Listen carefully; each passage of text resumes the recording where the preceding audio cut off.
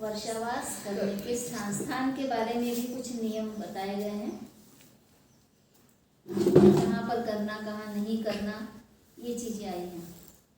और उसमें भी सबसे पहले ये बताया है कि विशेष परिस्थिति में स्थान त्याग। मेन टाइटल है वर्षावास करने के स्थान, और उसमें पहला है विशेष परिस्थिति में स्थान त्याग। ऐसी कौन सी विशेष परिस्थितियां होती है जिसमें जिस जगह पर हम वर्षावास कर रहे हो उस स्थान का त्याग कर सकते हैं। एक तो हमने जो पहले पढ़ा उसमें यह बताया गया कि विशेष परिस्थिति में 7 दिन के लिए वर्षावास स्थान छोड़कर जाने की अनुमति है। वो 7 दिन के लिए था और ये पूरे वर्षावास के समय का है, फर्क है। पहले कितने समय के लिए त्याग करने की बात थी? 7 दिन के लिए, विशेष जरूरत होने पर, विशेष परिस्थिति। अब हम बात कर रहे हैं विशेष परिस्थिति में केवल 7 दिन के लिए नहीं, बल्कि पूरी तरह उस स्थान का त्याग। कब कर सकते हैं पूरी तरह से उस स्थान का त्याग? ये बातें इसमें आई हुई है। तो इसमें बता रहे हैं कि उस समय कौशल देश के एक भिक्षु आश्रम में वर्षावास करने वाले भिक्षुओं को जंगली जानवरों ने उत्पीड़ित किया। एक समय की बात बता रहे हैं, तो वहां पर जंगली जानवरों ने उन्हें उत्पीड़ित किया, उन्हें पकड़ा और मारा भी। फिर बुद्ध से ये बात कही गई कि अमुक भिक्षु को जंगली जानवरों ने नुकसान पहुंचाया है, जख्मी किया है। तब बुद्ध ये नियम बनाते हैं, यदि भिक्षुओं वर्षावास करते समय भिक्षुओं को कहीं जंगली जानवर पीड़ित करते हैं, उन्हें पकड़ते हैं या मारते हैं या नुकसान पहुंचाते हैं, जख्मी करते हैं, तो इस विघ्न बाधा के कारण, ये क्या हो गया? विघ्न बाधा हो गया काम में। इस विघ्न बाधा के कारण वहां से चल देना चाहिए। क्या है पहला कारण वर्षावास के स्थान को छोड़ने का? यदि वहां पर जंगली जानवर, जीव जंतु नुकसान पहुंचा रहे हो तो ऐसी जगह से चले जाना चाहिए। वर्षावास टूटने का डर नहीं करना चाहिए, यानी ये नहीं सोचना चाहिए कि मेरा वर्षावास टूट जाएगा तो मैं यहीं पे रहूं। इतना डर है जंगली जानवर का या जंगली जानवरों का, जहाँ पे डर हो वो नुकसान पहुंचा रहे हैं। दूसरा है, यदि भिक्षु वर्षावास करते भिक्षुओं को सरीसृप, सांप या बिच्छू पीड़ित करे, इस विघ्न बाधा के कारण उस स्थान को छोड़ देना चाहिए। अगर बहुत ज्यादा हो, परेशानी हो तो फिर छोड़ना पड़ेगा। एक तो उपाय करना पड़ेगा कि वो वहां नहीं आए, या फिर वो जगह छोड़ना पड़ेगा। वर्षावास टूटने का डर नहीं करना चाहिए। क्यों ऐसा बताना पड़ रहा है बुद्ध को कि वर्षावास टूटने का डर नहीं करना चाहिए? मराठीत एक कहावत आहे, चांगल्या कामाचे न खाल्ल्या खात्याचे। जेवढं चांगलं तेवढेच करतात। वर्षावास सोडून जाता येत नाही। आता मग इकडे नुकसानही होत असेल, त्रासही होत असेल तरी सोडणार नाही, कारण की म्हटलं आहे ना सोडणं गुन्हा आहे। मेलो तरी चालेल, हमारी जान को खतरा है तो ऐसे जगह पर नियम बना हो चाहे ना बना हो, पहला काम है अपनी जान की सुरक्षा। पहले सुरक्षा नहीं, बुद्ध ने बोला कि वर्षावास नहीं तोड़ना चाहिए, बीच में नहीं जाना चाहिए, तो जानवर परेशान कर रहे हैं, सांप बिच्छू काट रहे हैं, लेकिन नहीं बाबा हम नहीं छोड़ेंगे, ऐसा नहीं होता है। वो कह रहे हैं कि चिंता नहीं करना वर्षावास टूटने का, अपनी जान बचाना, वो जगह छोड़ देना। ये तीसरा कह रहे हैं, यदि वर्षावास वाले स्थान पर चोरों का खतरा हो, चोर केवल चोरी करता है क्या? वो मारता भी है, अटैक भी करता है चोरी करने वाला, तो वहां पर जान को खतरा होता है। इसलिए जहाँ पर चोरों का खतरा हो उस स्थान पर वर्षावास नहीं करना चाहिए, छोड़ के चल देना चाहिए। चौथा है पिशाच। पिशाच, भूत नहीं बोला है, केवल पिशाच। भूत तो हमने देखे, हवा, पानी, अग्नि और पृथ्वी, वो भूत है। पिशाच ये एक प्रकार की मनुष्य जाति है। पिशाच होते हैं? यस, कैसे मनुष्य? जैसे यक्ष होते हैं, मनुष्य, जंगली मनुष्य। अच्छा, उसको बोलेंगे हाँ, जंगली यक्ष, मनुष्य। निषाद, ये उस समय बहुत तरह तरह के मनुष्य जाति थी। अच्छा। उस टाइम में हाँ, टीवी में बता रही थी। हाँ, वो भी नुकसान पहुंचाते हैं, अटैक करते हैं, हमला करते हैं, लूटपाट करते हैं, नुकसान पहुंचाते हैं। ऐसी बहुत सारी जातियां हैं मनुष्यों की। जैसे देव एक मनुष्य जाति है, ऐसे पिशाच एक मनुष्य जाति है, निषाद भी एक मनुष्य जाति है, यक्ष भी एक मनुष्य जाति है। इनके अपने अलग अलग अलग काम धंधे होते थे, इनकी अपने अलग अलग संस्कृति होती थी अपने। इसलिए इन्होंने कहा है कि ऐसी जगह पर वर्षावास नहीं करना है, क्योंकि हम धम्म किसको बता सकते हैं? जिसकी बुद्धि हो, जो समझ सकता हो। जो नहीं समझ सकते उसको बता सकते क्या? भूत नहीं लिखा है। हाँ, भूत और पिशाच ये दोनों एक चीज नहीं है, अलग है। भूत है तो महाभूत है, दूसरे कोई भूत नहीं है। फिर पांचवी बात कर रहे हैं, यदि भिक्षुओं, वर्षावास करने वाले भिक्षुओं का ग्राम आग से जल जाए और भिक्षुओं को भिक्षा की तकलीफ हो, यानी भोजन दान की तकलीफ हो, तो इस विघ्न बाधा के कारण वहां से चल देना चाहिए। वर्षावास टूटने का डर नहीं करना चाहिए। हमें वर्षावास के समय भी यदि आग लग गई तो आग लग जाएगी तो लोग खुद मुसीबत में आ जाएंगे। फिर वो भोजन दान कहाँ से देंगे? वर्षावास में लोग भोजन दान देते हैं ना, और वो भी बेचारे भूखे मरेंगे, और जो वहाँ पर रह रहे हैं भिक्षु वो भी भूखे मरेंगे।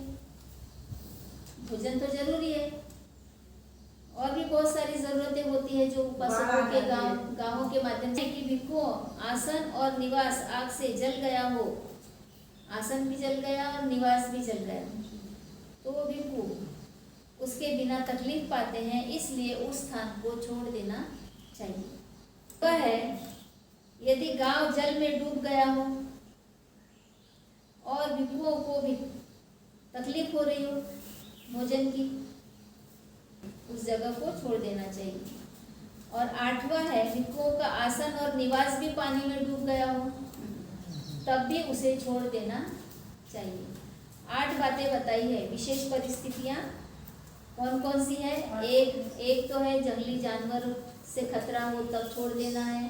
दूसरा, सांप बिच्छुओं से डर हो तब छोड़ देना है। तीसरा, चोर से डर हो तब छोड़ना है। चौथा, पिशाच से डर हो तब छोड़ देना है। 5वां है, यदि आग लग जाए, गांव में सब जल जाए, गांव में तकलीफ हो खाने पीने की, तो छोड़ देना है। 6वां, अगर आसन और निवास जल गया हो और उससे तकलीफ हो रही हो तो छोड़ देना है। 7वां है, गांव यदि जल में डूब गया हो और खाने पीने की तकलीफ हो रही हो तो छोड़ देना है। और 8वां है, आसन और निवास अगर पानी में डूब गया है तो उस वर्षावास के स्थान को छोड़कर अन्य जगह पर चले जाना है। अब इसमें साफ साफ पता चल रहा है कि भिक्षु भिक्षुनी सामनेर सामनेरी इनका जीवन महत्वपूर्ण माना गया है। इनके जीवन की सुरक्षा के लिए ही ये नियम बनाया गया है कि उस स्थान को छोड़ देना चाहिए जहाँ पर खतरा हो। ये दूसरा विषय है। गांव उजड़ने पर गांव वालों के साथ क्या करना चाहिए? उस समय एक भिक्षु आवास में वर्षावास करते समय भिक्षुओं का गांव चोरों ने उठा दिया। तब उन्होंने कहा, भिक्षुओं अनुमति देता हूँ जहाँ वह गांव गया वहाँ जाने की। अब छोड़ने की बात थी, अभी कहाँ जाए? अच्छा, कहाँ जाए? ये परिस्थिति आ गई, जगह छोड़नी है, छोड़कर जाएंगे कहाँ? जी।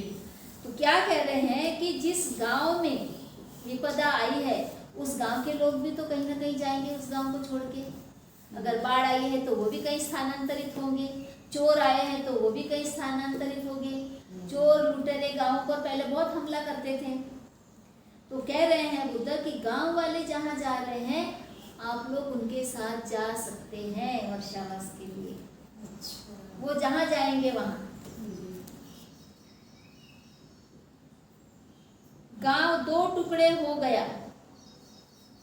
किसी ने कहा कि भाई गांव वाले तो एक जगह नहीं जा रहे हैं, आधे लोग एक तरफ जा रहे हैं, आधे लोग दूसरी तरफ जा रहे हैं।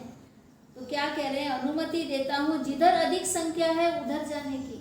यानी अधिक संख्या में गांव वाले जिस तरफ जाएंगे उधर नहीं जाना चाहिए। अधिक संख्या वाले श्रद्धा रहित प्रसन्नता रहित थे। अब तीसरी बात आ रही है इसी में कि बोल तो दिया कि जिधर में ज्यादा लोग गए होंगे उधर जाओ, लेकिन जिधर ज्यादा लोग उधर गए वो लोग श्रद्धावान नहीं है, प्रसन्न नहीं है। तो ऐसे लोगों के पास में जाने का क्या, तो फिर क्या कह रहे हैं, जिधर श्रद्धावान हो, जहाँ प्रसन्नतावान हो उधर चले जाओ। उसमें भी हमें लोगों को चुनना है। किन लोगों के साथ जाना है, जिनके मन में श्रद्धा है धर्म के प्रति और जो प्रसन्न चित्त रहते हैं, ऐसे लोगों की तरफ जाना चाहिए। तीसरे विषय पे आते हैं, स्थान की है शायद। स्थान की प्रतिकूलता से ग्राम त्याग करना। प्रतिकूलता यानी विपरीत परिस्थितियां। प्रतिकूलता का मतलब क्या होता है, विपरीत परिस्थितियां। मतलब किसी गांव में जहां आप वर्षावास कर रहे हो वहां कुछ विपरीत परिस्थितियां हो, ऐसे में उस गांव का त्याग कर देना चाहिए। तो कौन कौन सी विपरीत परिस्थितियां होती है ये यहाँ पर बताया गया है। 4 प्रकार की विपरीत परिस्थितियां बताई गई हैं। 4 प्रकार की विपरीत परिस्थितियों में पहली परिस्थिति है कि कारण सहित लिखा हुआ है, हर इसका उदाहरण भी दिया है। उस समय कोसल देश के एक भिक्खु आवास में वर्षावास करते भिक्खुओं को आवश्यकता अनुसार अच्छा भोजन भी पूरा नहीं मिला। रूखा सूखा या अच्छा भोजन जो भी है उसकी आवश्यकता के अनुसार वो नहीं मिला। ये घटना हुई, घटना के आधार पर नियम बनते हैं। ये घटना हुई कि उस भिक्खु को भोजन पूरा नहीं मिला आवश्यकता के अनुसार। तो क्या कहते हैं बुद्ध, भिक्खुओं, यदि वर्षावास करने वाले भिक्खुओं को आवश्यकता अनुसार पूरा भोजन नहीं मिलता तो इसी विघ्न बाधा के कारण वहां से चल देना चाहिए, क्योंकि भोजन हमारी मूलभूत आवश्यकता है। ऊपर में क्या बताया था कि भोजन की चारिका कर नहीं सकते क्योंकि आग लग गई है या बाढ़ आ गई है या गांव डूब गया है तो हमारा निवास भी डूब गया है, तो हमारा अन्न वस्त्र भी नहीं है। इस परिस्थिति में भी वहां से चल देना है। अब स्पेशली भोजन की बात आ रही है क्योंकि वर्षावास में उपासकों पर निर्भर रहते हैं कि वो भोजन देंगे, या फिर वहाँ ऐसा कुछ नेचुरल भोजन उपलब्ध हो। अगर ऐसा नेचुरल भोजन भी उपलब्ध नहीं होता है, फल फ्रूट है ना, पेड़ पौधे हो तो वहाँ से भी तोड़ के खाए, अगर वो भी उपलब्ध नहीं है, गांव से भी नहीं मिलता है, उपासकों से भी नहीं मिलता है, तो ऐसे में इसे बाधा जानना चाहिए। तो ऐसे में चल देना चाहिए, वहां से वर्षावास टूटने का डर नहीं रखना चाहिए। दूसरा है, भिक्खु को आवश्यकता अनुसार अच्छा या बुरा भोजन पूरा पाते हैं, यानी रूखा सूखा कुछ न कुछ तो भोजन मिलता है, लेकिन वो भोजन अनुकूल नहीं है। भोजन तो मिल रहा है लेकिन वो अनुकूल नहीं है, यानी उसकी प्रकृति को सूट नहीं कर रहा है। सबकी अलग अलग प्रकृति होती है ना। किसी को कुछ सूट करता है, किसी को कुछ, किसी को कोई चीज़ भाती नहीं है। तो भोजन तो मिलता है लेकिन वो अनुकूल नहीं है, उसकी तबीयत को खराब कर सकता है।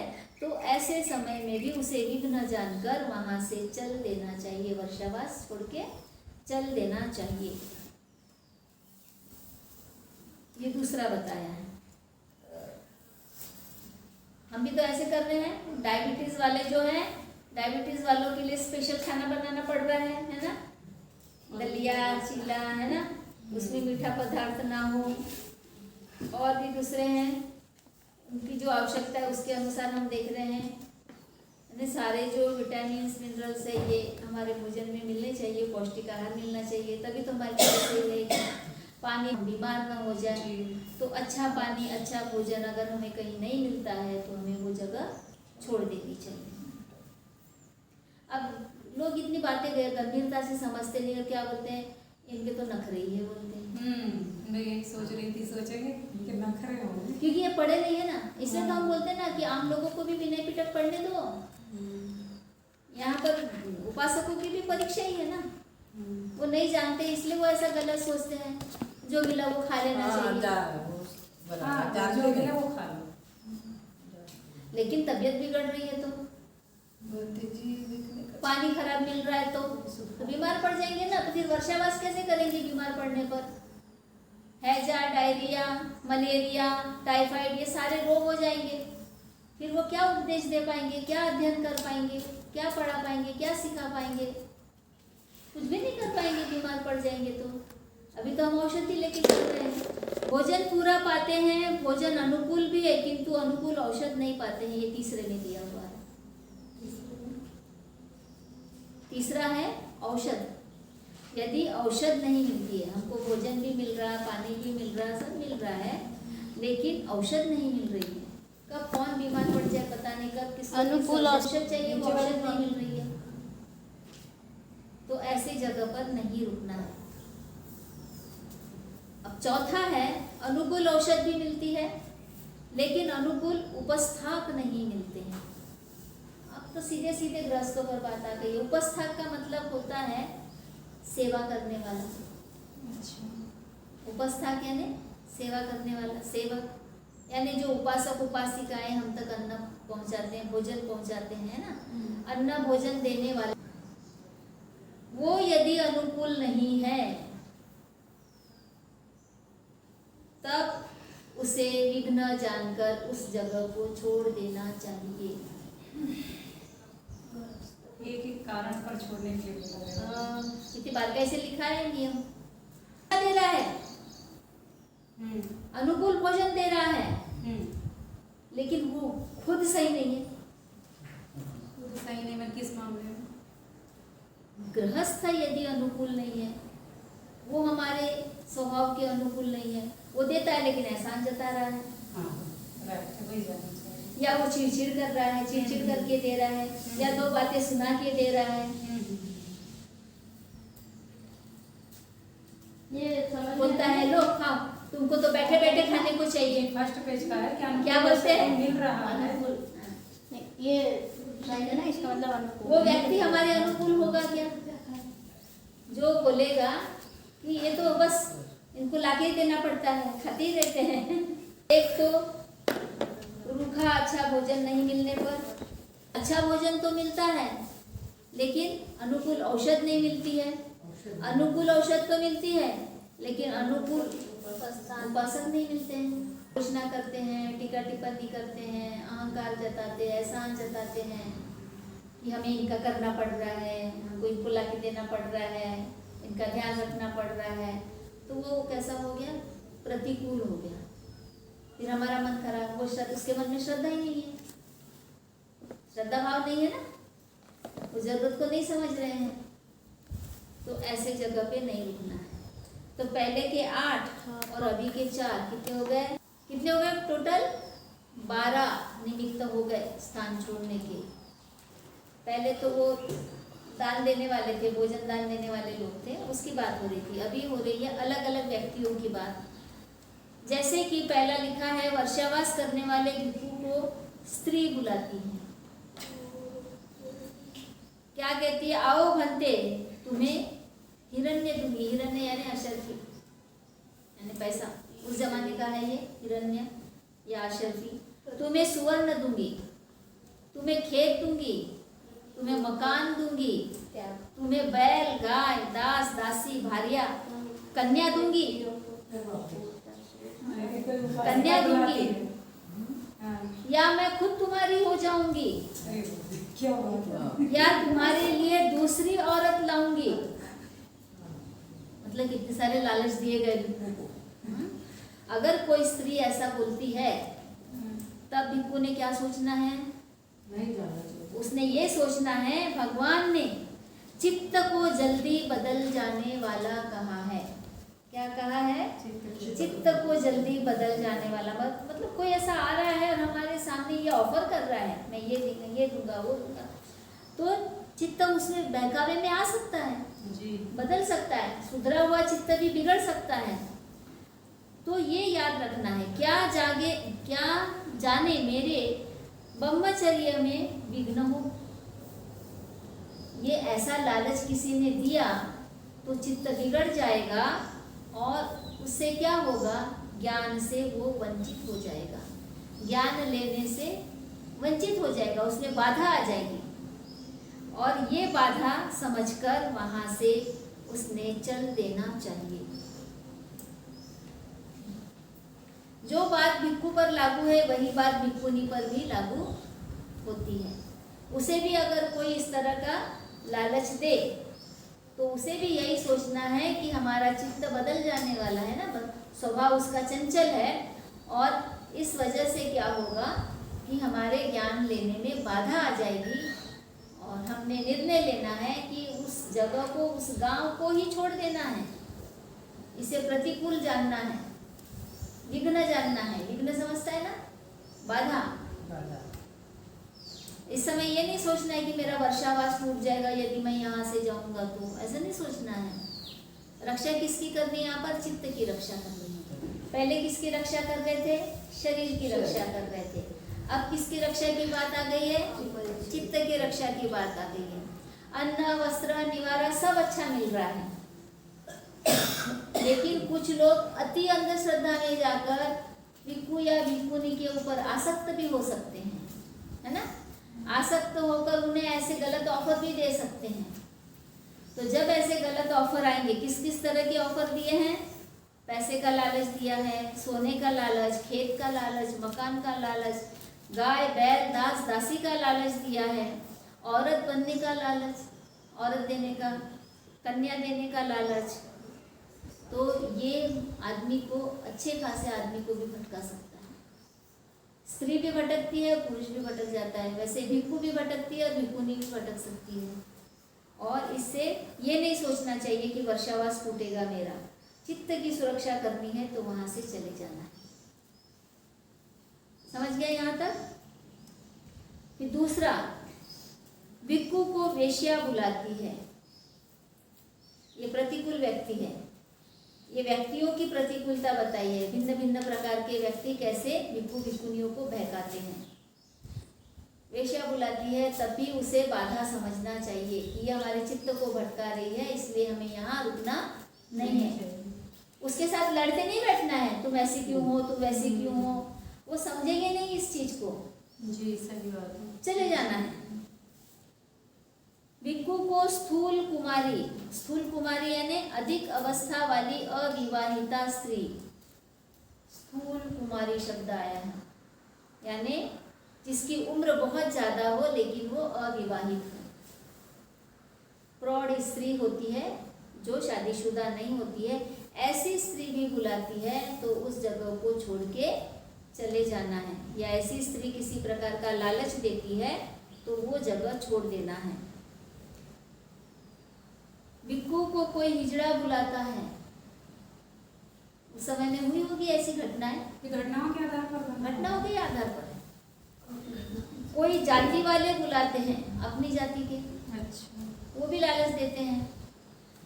जाति के आधार पर भी तो भेदभाव होता है ना, पक्षपात होता है। ये हमारी जाति का है, वो हमारी जाति का है, ऐसा होता है। तो उसको विशेष लालच दिया जाए, ऐसा होता है कि नहीं? अपनी जाति वाला समृद्धि होता है ना, होता है। अपनी जाति वाला लेकिन अपनी जाति में कोई उसे जाति जाति शब्द वाले बुलाते हैं। ये जाति का है। हम तुम्हें विहार बना के देंगे। समृद्धि मानते जी। हम तुम्हारे नाम से विहार बना के देंगे। यार बना के कोई पता बाकी नहीं। कोई संघ का ना आए, सीनियर ना आए, जूनियर ना आए, दिखाओ बस तुम आ जाओ। दिखावा हाँ, ये लालच है। लालच है। लालच देना है। लालच क्या करेगा? हमारे चित्तों को भ्रष्ट कर देगा, ज्ञान से वंचित कर देगा, सही बात है ना। अब देखो, नहीं गए तो ज्ञान मिल रहा है, गए होते तो ज्ञान से वंचित रह जाते। कोई चोर बुलाता है, चोर भी बुलाएगा, चोर भी लालच देगा, मेरे चोरी में मैं तुम्हें हिस्सा दूंगा, चल आ जाओ मेरे साथ में, मुझे सपोर्ट करो, किसी को मत बताओ कि मैं चोर हूँ, मैं जो भी चोरी करूंगा उसमें से मैं थोड़ा सा हिस्सा तुमको दे दूंगा। आजकल बहुत होता है ऐसा। ये वैसे ही चोर नहीं, ये चोर कई तरह के हैं। जो भ्रष्टाचारी है वो भी चोर है। संस्था में पैसा आ रहा है, फंड आ रहा है, उसमें से तू भी खा, मैं भी खाता हूँ। भिक्षुओं को लेकर ये भ्रष्टाचार किया जाता है, भिक्षुनियों को लेकर भ्रष्टाचार किया जाता है, लोगों से दान आता है, मिल बांट कर खाया जाता है, ये भी चोरी है। चोरी छोटा सा शब्द नहीं है, भ्रष्टाचार भी चोरी में ही आ रहा है। भटकाते, क्योंकि जीवधारी को देखकर लोग दान देते हैं, इसलिए जीवधारी को ऐसे भ्रष्टाचारी लोग अपनी तरफ मिलाने की कोशिश करते हैं और बोलते हैं कि हमारी ये दुकान यहाँ अच्छी चलेगी, आने दो। और उसके लिए फिर तरह तरह के कार्यक्रम किए जाएंगे। कैसे कार्यक्रम किए जाएंगे? रैली की जाएगी, जुलूस निकाला जाएगा, महापरित्रण पाठ किया जाएगा, भोजन पात्र में पैसा लिया जाएगा।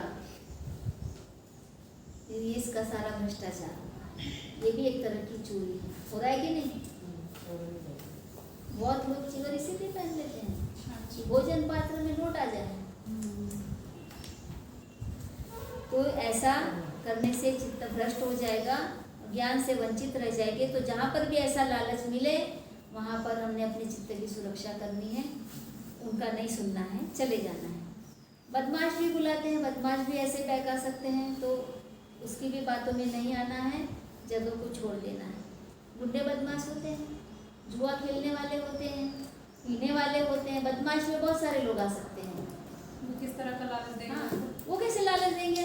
भंते जी, मैं लेके आता हूँ दुकान से पौवा, थोड़ा सा तुम भी लो, थोड़ा सा मैं भी ले दो। बाकी लोगों को नहीं दिखाना है, बाकी को नहीं बताना है। हाँ, हाँ घटना घटी है। हाँ, सिगरेट मैं भी लेके आता हूँ, तुम भी पियो, मैं भी पीता हूँ। छोटे लोग बड़े लोगों को आज के बनते ही छोटे लोगों की बात नहीं, बदमाश लोगों की बात हो रही है। या फिर उनके अलावा वो छोटे हो, बड़े हो, कोई भी हो, बदमाश बदमाश होते हैं। मन में लालच कोई भी ला सकता है। बनते की वो उम्र में छोटा होगा तब भी वो अगर उस लत का होगा और उसे लग रहा होगा कि भंते जी भी पहले कभी पीते रहे थे, थोड़ा सा बातों बातों में जानकारी ले लेते हैं, पहले पीते थे क्या। अगर उसने भूल से बोलते हैं कि हाँ पहले पीता था, बन गया, अब मैंने छोड़ दिया हूँ, तो उसको पता चल जाएगा। फिर वो एक दिन उसका लालच देगा, भंते जी कुछ नहीं पीता ना, किसी को पता नहीं चलेगा ना, एक घूंट ले लो ना।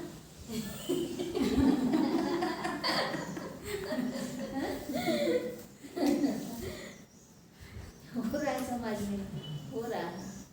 अब तो इतनी हिम्मत बढ़ गई है कि खुद भी जा रहे हैं शराब खाने में और वहाँ पर पैसे दे रहे हैं और ले रहे हैं, लोग वीडियो बना रहे हैं। अरे वीडियो आए हैं और मुँह से बोलते हैं कि ये फिर से बोला। कब कब हमें वर्षावास का स्थान छोड़ने की अनुमति है। इसमें सबसे पहले हमने देखा कि विशेष परिस्थितियों में, विशेष परिस्थितियाँ कौन सी? जब जंगली जानवरों से खतरा हो, सांप से खतरा हो, बिच्छू से खतरा हो, चोर से खतरा हो, पिशाच से खतरा हो, और कहीं आग लग गई हो, गांव में जहाँ रह रहे हो सारा निवास जल गया हो, भोजन की व्यवस्था न हो, रहने की व्यवस्था न हो, गांव में यदि बाढ़ आ गई हो, गांव डूब गया, निवास डूब गया हो, तब ऐसी विषम परिस्थितियों में वर्षावास स्थान को त्याग सकते हैं। यहाँ पर जीवन की सुरक्षा की बात है। और उसके बाद में हमने देखा कि जहाँ पर हमारे शरीर को आवश्यक भोजन न मिलता हो, हमारे शरीर को अनुकूल भोजन न मिलता हो, हमारे शरीर को यदि भोजन तो अनुकूल है, लेकिन अनुकूल औषध न मिलती हो, और हमें यदि ये सारी चीज़ें भी मिल जाए, लेकिन उपस्था जो सेवा करने वाला है, भोजन देने वाला है, वो व्यक्ति यदि सही नहीं हो तो स्थान छोड़ सकते हैं।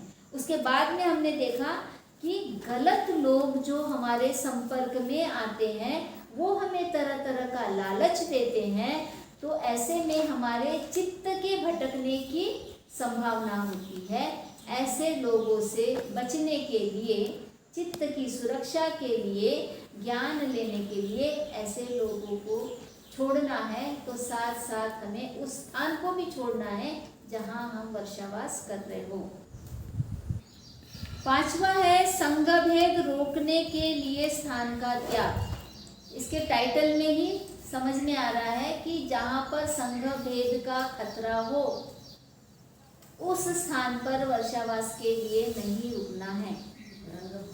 संघ भेद, संघ यानी जहाँ हमारा संघ होता है और संघ में फूट पड़ जाती है, आपसी फूट पड़ जाती है, संघ में आपस में तू मैं हो जाती है, लड़ाई हो जाती है, एक दूसरे के प्रति ईर्ष्या, द्वेष, मनमुटाव, मतभेद ऐसा हो जाता है, इससे संघ भेद हो जाता है। तो जहाँ ऐसा खतरा हो उस स्थान पर नहीं रुकना चाहिए।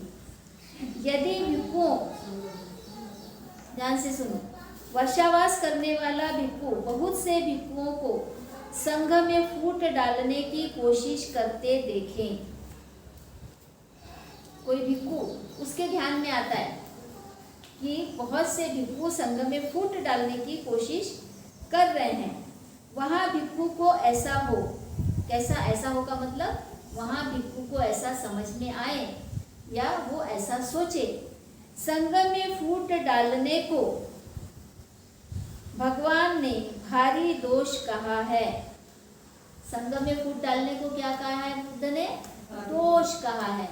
हम पढ़े थे ना पातिमुख में, संघ में फूट डालना क्या है? संघादिशेष। मेरे सामने ही संघ में कहीं फूट न पड़ जाए, जिसके ध्यान में आ रहा है उसे ऐसे सोचना है कि बुद्ध ने तो इसे दोष कहा है, कहीं मेरे सामने ही संघ में फूट न पड़ जाए, यह सोच वहां से चल देना चाहिए। वर्षावास टूटने का डर नहीं करना चाहिए है, या भिक्षुनियों की वजह से, किसी की भी वजह से वहाँ अगर संघ में फूट पड़ने की संभावना हो तो वो जानकर ये सोचना है कि ये तो बहुत बड़ा दोष है, कहीं हमारे सामने ही फूटा फाट न हो जाए, तो वहाँ से चल देना चाहिए। आगे बढ़ते हैं।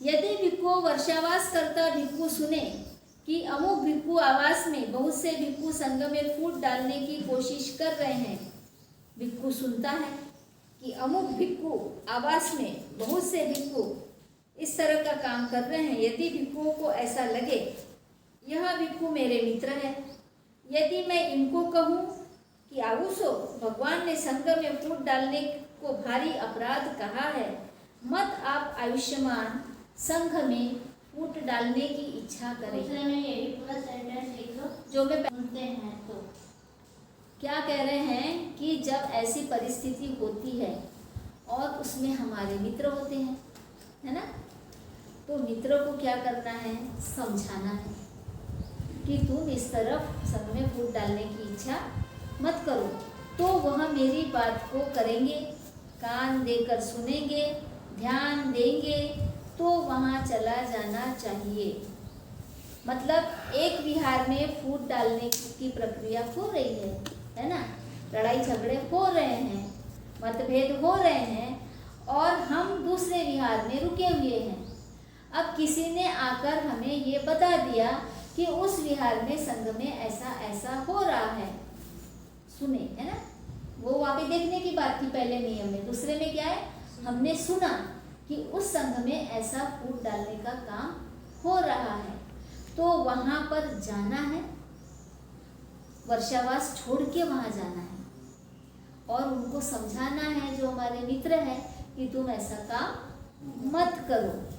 वो सुनेंगे, समझेंगे, और हो सकता है कि उसमें कुछ सुधार हो जाए, मान जाए और संघ में फूट ना पड़े।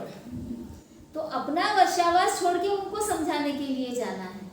अच्छा, वही क्लियर करना था इसमें। बात समझ गए? दूर रहेंगे तभी तो सुनेंगे, नजदीक रहेंगे तो देखेंगे। हाँ, नजदीक रहेंगे तो देखेंगे। हम 3 बार समझाना है, 3 बार में सुने तो ठीक, नहीं तो हमको चले जाना है वहां से। ठीक है? तो वर्षावास छोड़कर हमें समझाने के लिए जाना चाहिए, ये दूसरा नियम कह रहा है। तो समझाने के लिए जाना है, मित्रों ऐसा मत करो, आउसो ऐसा मत करो। तीसरे में बता रहे हैं कि वहां जाके करना क्या है। ये पहले में जहां देखे वहां से छोड़ के चले जाना है। दूसरे में है सुनाई दिया, सुना तो उस स्थान से चल देना है। जहां पर भी आपको सुनाई दिया, उस विहार में हो रहा है, यहाँ हमें पता चला है, तो यहाँ से चल देना है। हाँ, दूसरे स्थान की बात वहाँ पे चल देना है, कहाँ? उनकी तरफ चल देना है। और तीसरे में कहा वहां जाके क्या करना है, तो उसको समझाना है। चौथे में ये कह रहे हैं कि यदि वर्षावास करने वाला भिक्षु सुने कि अमुक भिक्षु आवास में बहुत से भिक्षु संघ में फूट डालने की कोशिश कर रहे हैं, ये भी सुनने पर ही है। हाँ? यदि भिक्षु को ऐसा हो, वे भिक्षु मेरे मित्र नहीं हैं। फिर माइन्यूट सा अंतर आ गया है तीसरे में और चौथे में। तीसरे में क्या बोल रहे हैं कि जिनके बारे में सुना वो हमारे मित्र हैं। ओके, मित्रों को समझा रहे हैं। अब चौथे में जो मित्र नहीं है, अच्छा, चौथे में जो मित्र नहीं है, मित्र भिक्षु। हाँ, वे भिक्षु जो संघ में फूट डाल रहे हैं वो मेरे मित्र नहीं है, किंतु उनके मित्र मेरे मित्र हैं। वो मेरे तो मित्र नहीं है, लेकिन जो लड़ाई कर रहे हैं ना, उनके मित्र मेरे मित्र हैं। इतना ध्यान लगाना पड़ रहा है इसको समझने के लिए, एक एक शब्द। मेरे मित्र के मित्र ना। हाँ, मेरे मित्र के मित्र। मेरे तो मित्र नहीं है, लेकिन मित्र के मित्र है। यदि मैं उनके मित्रों से कहूँगा तो वो इन्हें कहेंगे। किससे कहेंगे? मित्रों से कहेंगे। आउसो, भगवान ने संघ में फूट डालने को अपराध कहा है। मत आप आयुष्मान संघ में फूट डालने की इच्छा करें तो वह उनकी बात को करेंगे, कान देकर सुनेंगे। मतलब वो जो लड़ाई कर रहे हैं वो हमारे मित्र तो नहीं है, लेकिन उनके जो मित्र है वो हमारे मित्र हैं। इसको एंगल बना के बताते हैं, ट्रायंगल बन रहा है यहाँ पे।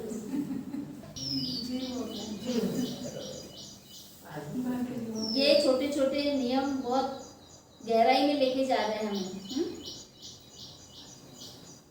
पांचवा है, यदि भिक्षु वर्षावास करने वाला भिक्षु सुने अमुक भिक्षु आवास में बहुत से भिक्षुओं ने संघ में फूट डाल दी, यदि भिक्षु को ऐसा हो, यह भिक्षु मेरे मित्र है। फिर वही बात दोहराई जा रही है, ऊपर की तरह ही दोहराना है। हाँ, छठवा है, वे भिक्षु मेरे मित्र नहीं है। दोनों बातें वही आ रही है, 3 नंबर और 4 नंबर की। ठीक है, उसको रिपीट नहीं करते अभी। भिक्षु सुने, 7वां नंबर, भिक्षु सुने अमुक भिक्षुनी आवास में बहुत सी भिक्षुनियां संघ में फूट डालने की कोशिश कर रही है। यदि भिक्षु को ऐसा हो, वे भिक्षुनियां मेरी मित्र है। यदि मैं उनसे कहूँगा, भगिनियों, देखो क्या कहते हैं भिक्षुनियों को, भगिनियों, भगवान ने संघ में फूट डालने को अपराध कहा है, इसके लिए उसे वहाँ जाना चाहिए, भिक्षुनियों के पास में। मतलब भिक्षु को यदि ये खबर लगती है कि भिक्षुनी संघ में ऐसा कुछ हो रहा है तो वो दखल ले सकते हैं। उन्होंने वर्षावास छोड़कर वहाँ पर आना चाहिए। यहाँ पर भी ये बोला गया है कि वो भिक्षु की वो भिक्षुनियाँ क्या है, मित्र है या जान पहचान वाली है। हाँ, पहचान रहती है, कुछ न कुछ अच्छा मैत्री व्यवहार होता है, तो वो उनको जाकर समझाएंगे। तो माता जी नहीं बोल रहे हैं, भगिनी बोल रहे हैं, भगिनी यानी बहन। 8वें में कहा है कि भिक्षुनियाँ मेरी मित्र नहीं है। अब देखो, पहले तो पहचान वाली भिक्षुनियों के पास में गए, अब 8वें में बोल रहे हैं कि वो भिक्षुनियाँ मेरी मित्र नहीं है जो संघ भेद का काम कर रही है, लेकिन उनकी जो मित्र है वो मेरे मित्र है। तो उन्होंने बिल्कुल इसी तरह से करना है, उनको जाके समझाना है। यहाँ पर भिक्षुनियों की भी समस्या है, तो भिक्षु को दखल देने का अधिकार दे रहे हैं कि वो जाकर उनको समझाए, लेकिन आगे चल के ये नियम बदल गए हैं।